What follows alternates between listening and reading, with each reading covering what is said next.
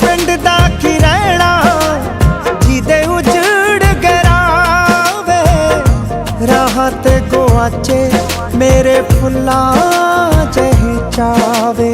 सी मुकदमे तां लखा ते मैं एक चों बरीआ, इको दुख रहना तेथों दूर हो के मरीआ, इको दुख रहना तेथों दूर हो के मरीआ।